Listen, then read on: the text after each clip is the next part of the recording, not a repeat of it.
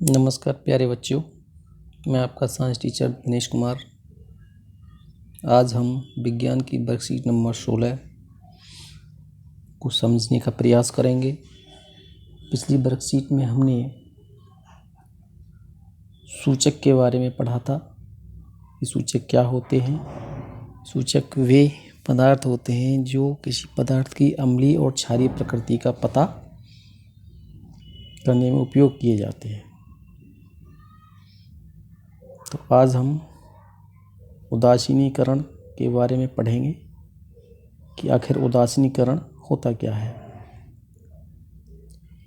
किसी अम्ल और किसी क्षारक के बीच होने वाली अभिक्रिया उदासीनीकरण कहलाती है। एक उदासीनीकरण अभिक्रिया को निम्नलिखित प्रकार से दर्शाया जा सकता है। कहने का मतलब, जब अम्ल और क्षार आपस में अभिक्रिया करते हैं तो लवण और जल बनाते हैं। इस अभिक्रिया को हम उदासीनीकरण अभिक्रिया कहते हैं।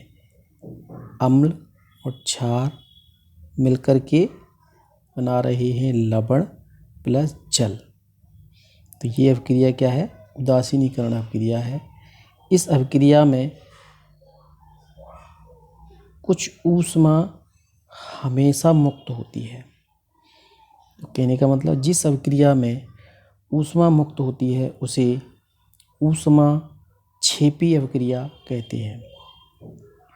उदाहरण के लिए, एक उदासीनीकरण के दौरान बनने वाले लवण इस बात पर निर्भर करते हैं कि कौन सा अम्ल कौन सा क्षार एक दूसरे के साथ अभिक्रिया करते हैं।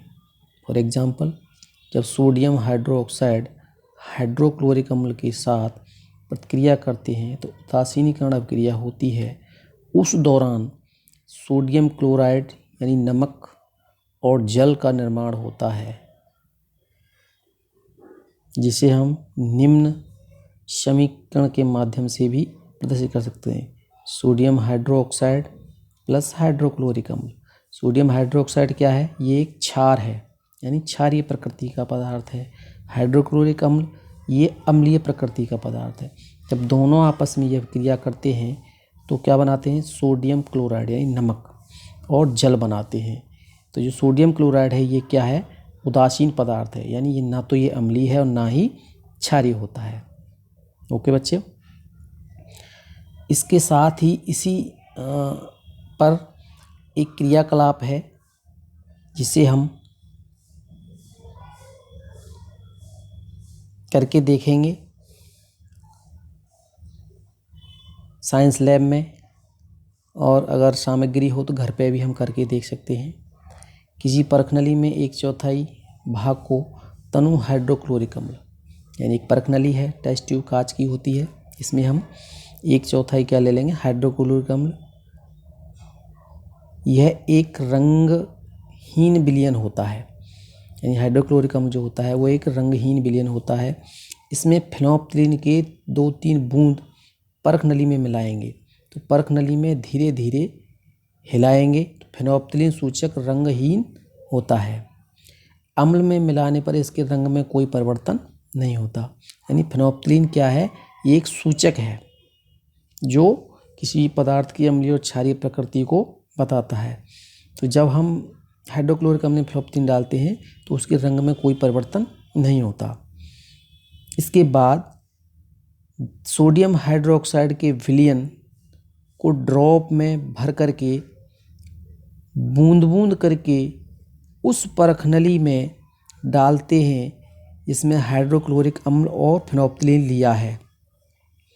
तो हम बूंद बूंद करके डालेंगे तो देखेंगे धीरे धीरे उस विलयन का रंग गुलाबी होने लगता है।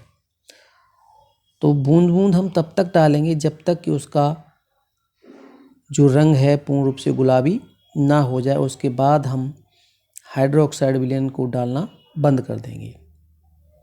इस स्थिति में परखनली में हाइड्रोक्लोरिक अम्ल पूर्ण रूप से सोडियम हाइड्रोक्साइड क्षारक द्वारा उदासीन हो चुका है। इस परखनली में जो अभिक्रिया हुई है उसको उदासीनीकरण अभिक्रिया कहते हैं, क्योंकि जो गुलाबी रंग आया है वो फेनोल्फ्थालीन का कलर होता है। फेनोल्फ्थालीन जो है गुलाबी रंग का होता है। तो जब सोडियम हाइड्रोक्साइड हाइड्रोक्लोरिक अम्ल में डाला तो गुलाबी रंग जैसे ही आया तो उन दोनों के बीच में अभिक्रिया हुई। उस अभिक्रिया को हम उदासीनीकरण अभिक्रिया कहते हैं। यह तो स्पष्ट है कि जब विलयन क्षारीय होता है तो फ्लोप्तरीन गुलाबी रंग देता है। इसके विपरीत जब विलयन अम्लीय होता है तो वो रंगहीन रहता है। समझ में आया बच्चों? यदि हम उदासीनीकरण अभिक्रिया को तत्काल बाद स्पर्श करते हैं, यानी परखनली को तुरंत बाद हम छूते हैं या स्पर्श करते हैं, तो थोड़ी सी हमको गर्म महसूस होती है। ऐसा इसलिए होता है क्योंकि उस उदासीनीकरण अभिक्रिया में ऊष्मा निकलती है। यह ऊष्मा परखनली के तापमान को बढ़ा देती है।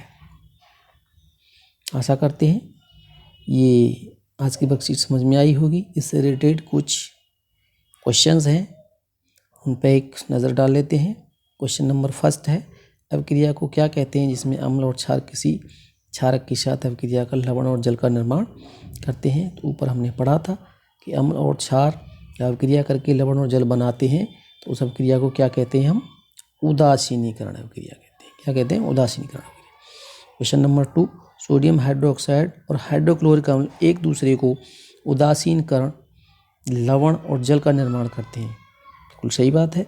ये समीकरण में हमने देखा था कि उदासीनीकरण अभिक्रिया में सोडियम हाइड्रोक्साइड और हाइड्रोक्लोरिक अम्ल क्या बनाते हैं? सोडियम क्लोराइड और जल बनाते हैं, यानी ये सत्य है।